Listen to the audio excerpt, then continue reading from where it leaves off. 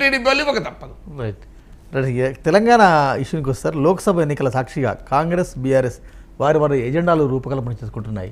Kaleshwaram Medigadda issue రేపు తెలంగాణ ప్రభుత్వం ఎమ్మెల్యేలు 40 బస్సులు పెట్టారబోతున్నారు. నిన్న Uttam Kumar Reddy power point presentation, KRMB Nalgonda సభ. ఎట్లా చూస్తారు? అంటే కృష్ణానది ఇష్యూ అంటే తెలంగాణ అస్తిత్వాన్ని ఓన్ చేసుకొని తామే తెలంగాణ రక్షకులుగా, కాంగ్రెస్ తెలంగాణ భక్షకులుగా చూపెట్టాలన్నది టీఆర్ఎస్ స్ట్రాటజీ. సో బీఆర్ఎస్గా మారిన తర్వాత తెలంగాణ అస్తిత్వవాదాన్ని బలంగా వినిపించే అవకాశాన్ని టీఆర్ఎస్ కోల్పోయింది, ఎంతో కొంత కోల్పోయింది. దాన్ని సరిచేసుకునేటువంటి ప్రయత్నంలో భాగంగా అందుకే మీకు బీఆర్ఎస్ వ్యవహారం కూడా ఎక్కడా లేదు. ఇప్పుడు ఆ మహారాష్ట్ర వాళ్ళు గోల చేస్తున్నారు. సో क्या हुआ, केसीआर किधर है, अपॉइंटमेंट नहीं दे रहे, क्या कुछ भी नहीं बोल रहे, कंटेस्ट कर रहे नहीं कर रहे, नहीं करते बोले तो हम और एक पार्टी देखते ना. వాళ్ళకి ఏం అర్థమవుతలేదు. మహారాష్ట్రకు చెందిన ఒక బీఆర్ఎస్ నాయకుడు నాకు కూడా ఫోన్ చేశాడు. సాబ్ आप कुछ बोलिए साहब, क्या होता, बीआरएस रहते क्या नहीं रहते क्या, बीआरएस कंटेस्ट करते नहीं तो हम और एक पार्टी देख लेंगे అంటే అని మరి కేసీఆర్ అడగచ్చు కదా అని నేను అన్నా. ఓ కేసీఆర్ नहीं मिल रहे ना साहब, क्या करना, कोई भी नहीं बोल रहे అంటున్నాడు.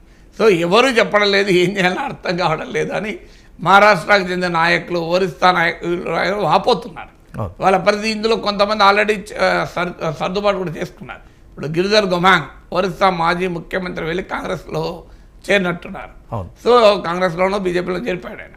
సో అందువల్ల వాళ్ళు అంటే ఆ పరిస్థితి ఇవాళ బీఆర్ఎస్కి ఉంది. సో అందువల్ల తెలంగాణ అస్తిత్వం పార్లమెంట్లో మేమే కొట్లాడగలం అని తెలంగాణ ఐడెంటిటీ ఆధారంగా మళ్ళీ అస్తిత్వవాద రాజకీయాలకు టీఆర్ఎస్ సిద్ధపడుతుంది. దీనికి కౌంటర్గా కాంగ్రెస్ కూడా ఎత్తుగడేస్తుంది. అందుకే నంది అవార్డులకు గద్దర్ అవార్డులను పేరు పెట్టారు. కారణం మనందరికీ తెలుసు, కేసీఆర్ గద్దర్ పట్ల చూపిన అగౌరవం. అలాగే టీజేఏసీ చైర్మన్ కోదండరామ్ను ఎమ్మెల్సీగా నామినేట్ చేశారు. మనందరికీ తెలుసు కోదండరామ్ను ఎలా దూరం పెట్టారని. ఆయన జేఏసీ చైర్మన్, జేఏసీలో జిల్లా స్థాయి నాయకులు కూడా ఎమ్మెల్యేలుగా, ఎంపీలుగా, మంత్రులుగా ఆయన వాళ్ళు ఉన్నారు. అందువల్ల జేఏసీ చైర్మన్ అయిన కోదండరామ్ ఈ 10 ఏళ్ళుగా ఏం కాలే. సో ఆయన రోడ్డు మీద పోరాటమే మిగిలింది ఆయనకు. సో అందువల్ల జేఏసీ చైర్మన్ కోదండరామ్కి ఎమ్మెల్సీగా ఇవ్వడం, జయ జయ హే తెలంగాణ అన్న పాట రాష్ట్ర గీతం అవుతుందని ఉద్యమకాలంలో అనుకున్నారు. కానీ ఆ క్రెడిట్ మరి ఇంకెవరికి ఇవ్వకూడదు అనుకున్నారో తెలియదు. కానీ కేసీఆర్ పట్టించుకోలేదు రాష్ట్ర గీతం డిమాండ్.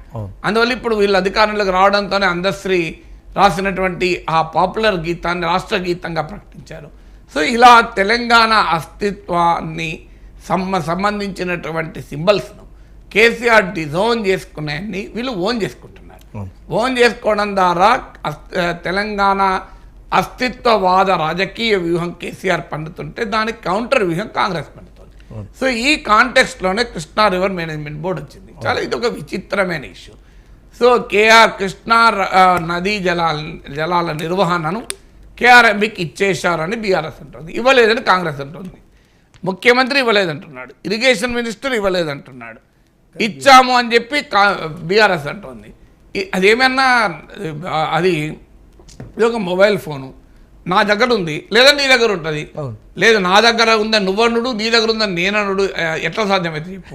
అది కనబడుతుంది కదా, మొబైల్ ఫోనే కదా, నేనే పట్టుకొని ఉన్నా కదా. అది కేఆర్ఎంబి అదేమైనా అభూత కల్పన. కానీ కృష్ణా నది ఎవరి చేతులు ఉందో తెలియదా. సో దాని మీద విచిత్రమైన రాజకీయం. సో కృష్ణానది బోర్డు పరిధిలోకి పంపించారు ప్రాజెక్టులన్నీ. అయ్యవి ప్రాజెక్టులు ఎవరు కంట్రోల్ చేస్తారో కనబడదా? కేఆర్ఎంబి అధికారులు కంట్రోల్ చేస్తారా, లేకుంటే తెలంగాణ ఇరిగేషన్ డిపార్ట్మెంటల్ కంట్రోల్ ఉంటుందా? అందరికి కనబడుతుంది కదా. దీంట్లో ఎందుకింత రాద్ధాంతం? అసలు విషయం ఏంటంటే కృష్ణానదీ జలాల పంపిణీ కాలేదు. ఎందుకంటే తెలంగాణ ఏర్పాటు సమయానికి ట్రిబ్యునల్, బ్రజేష్ కుమార్ మిశ్రా ట్రిబ్యునల్ కృష్ణానదీ జలాల పంపిణీ చేసేసింది. దాన్ని ఉమ్మడి ఆంధ్రప్రదేశ్ అంగీకరించలేదు, ఎందుకంటే అది మనకు నష్టదాయకంగా ఉంది. దానికి అంతకుముందు ఉదాహరణకు బచావత్ ట్రిబ్యునల్లో మిగులు జలాలను వాడుకునే స్వేచ్ఛ ఆ ఉమ్మడి ఆంధ్రప్రదేశ్కి ఉండే, అంటే Liberty to use the surplus waters. కానీ ఆ స్వేచ్ఛను కాస్త తొలగించి ఆ మిగులు జలాలను కూడా పంపిణీ చేసింది. అలాగే రివర్లో ఉండే అవైలబిలిటీ ఆఫ్ వాటర్ అంచనా వేయడంలో కూడా బ్రజేష్ కుమార్ మిశ్రా ట్రిబ్యునల్ అంచనాను ఉమ్మడి ఆంధ్రప్రదేశ్ అంగీకరించలేదు. అవును. అలాగే కృష్ణానది పైన కర్ణాటక కట్టిన అక్రమ ప్రాజెక్టులకు కూడా సక్రమం చేస్తూ కృష్ణానదీ జలాల ట్రిబ్యునల్ వాటికి వాటర్ ఎలకేట్ చేసింది. సో ఈ కారణాల రీత్యా ఉమ్మడి ఆంధ్రప్రదేశ్ బచావత్ ట్రిబ్యునల్ అంగీకరించలేదు. ఆ తర్వాత తెలంగాణ ఏర్పడింది. తెలంగాణ వాదన ఏంటి అంటే కృష్ణానదీ జలాల ఏ నదీ జలాల పంపిణీ అయినా ట్రిబ్యునల్ ముందు ఒక రాష్ట్రంగా పార్టీగా ఉంటుంది. అప్పుడు ఉమ్మడి ఆంధ్రప్రదేశ్ పార్టీగా ఉన్నప్పుడు తెలంగాణ ప్రాంతానికి అన్యాయం జరిగింది. కృష్ణా పరివాహక ప్రాంతమేమో తెలంగాణలో ఎక్కువగా ఉంటుంది, కృష్ణా జలాల్లోమో వాటా తెలంగాణకు ఉండదు. అందువల్ల ఇది మాకు నష్టం అవుతుంది అనేది మొదటి నుంచి కూడా చెప్తున్నటువంటి వాదన తెలంగాణ. అందుకొరకే అసలు తెలంగాణ వాదమే నీళ్లు నిధులు నియామకాల ప్రాతిపదిక మీద వచ్చింది. అందువల్ల తెలంగాణ వచ్చాక కృష్ణానదీ జలాల్లో మా వాటా తేల్చండి అని తెలంగాణ అడగడం మొదలుపెట్టింది. దీనిపైన సుప్రీంకోర్టు కూడా పోయింది. సుప్రీంకోర్టులో కేసు వేసినప్పుడు కేంద్రం ఏమన్నదంటే మీరు విత్డ్రా చేసుకోండి, మేము ఆలోచిస్తామన్నారు. తర్వాత విత్డ్రా కూడా చేసుకున్నట్టున్నారు. సో ఆ కృష్ణానదిలో తెలంగాణ వాటా ఎంత తేల్చలేదు ఇంకా. సో ఆ వాటా తేల్చక బ్రజేష్ కుమార్ మిశ్రా ట్రిబ్యునల్ దీన్ని మళ్ళీ నివేదించి దీనిపైన తీర్పు రావాల్సిన అవసరం ఉంది. ఇది రాలేదు. ఆంధ్రప్రదేశ్ సహజంగానే దీన్ని వ్యతిరేకిస్తుంది. ఎందుకంటే ఎగ్జిస్టింగ్ స్టేటస్కు ఆంధ్రప్రదేశ్ కోరుకుంటుంది. సో తెలంగాణ దానికి కోరుకోదు. ఈ పంచాయతీ తేలలేదు కనుక కృష్ణానదీ జలాలపైన ప్రాజెక్టులు కృష్ణా రివర్ వాటర్ మేనేజ్మెంట్ బోర్డుకు అప్పచెప్పద్దు అనేది డిమాండ్. సో ఇది తెలంగాణలో పార్టీలకు అతీతంగా రాజకీయాలకు అతీతంగా అన్ని పార్టీలు డిమాండ్. ఈవెన్ జాతీయ పార్టీలైన కాంగ్రెస్ బీజేపీ కూడా తెలంగాణలో కృష్ణానదీ జలాల వాటా విషయంలో తెలంగాణ కాంగ్రెస్ తెలంగాణ బీజేపీ ఒక రకంగా వాదిస్తుంది, ఆంధ్ర కాంగ్రెస్ ఆంధ్ర బీజేపీ ఇంకో రకంగా వాదిస్తుంది. ఎందుకంటే అది ఆయా ప్రాంతాలకు సంబంధించిన వాటర్ అవసరాలు కనుక. సో దీన్ని బట్టి చర్చ మొదలైంది. అందువల్ల దీనిపైన కృష్ణా రివర్ ప్రాజెక్టులను అప్పజెప్పారనే అంశం తీసుకొని కాంగ్రెస్ను ఎదుర్కోవాలి అన్నది బీఆర్ఎస్ రాజకీయ వ్యూహం. అందుకొరకు నల్గొండలో ఒక వాతావరణం క్రియేట్ చేయాలి. అంటే తెలంగాణ ప్రజల నీటి హక్కుల్ని కాంగ్రెస్ అంత నాశనం చేసింది, వదిలేసింది. కాంగ్రెస్ పార్టీ గతంలో కూడా తెలంగాణకు అన్యాయం చేసింది. తెలంగాణ ఉద్యమమే కాంగ్రెస్ ప్రభుత్వాల అన్యాయం నుంచి పుట్టింది. అందువల్ల మళ్ళీ కాంగ్రెస్ అధికారంలోకి వచ్చి తెలంగాణ నీటి హక్కులు వదిలేస్తుంటే తెలంగాణ హక్కుల పరిరక్షణ కొరకే పుట్టిన టీఆర్ఎస్ మాత్రమే దీన్ని కాపాడుతుంది అన్న ఒక పొలిటికల్ నరేటివ్ను పార్లమెంట్ ఎన్నికల్లో పంపించడం టీఆర్ఎస్ లక్ష్యం. అందుకే నల్గొండను వేదికగా చేసుకొని ఈ రాజకీయం మొదలుపెట్టింది.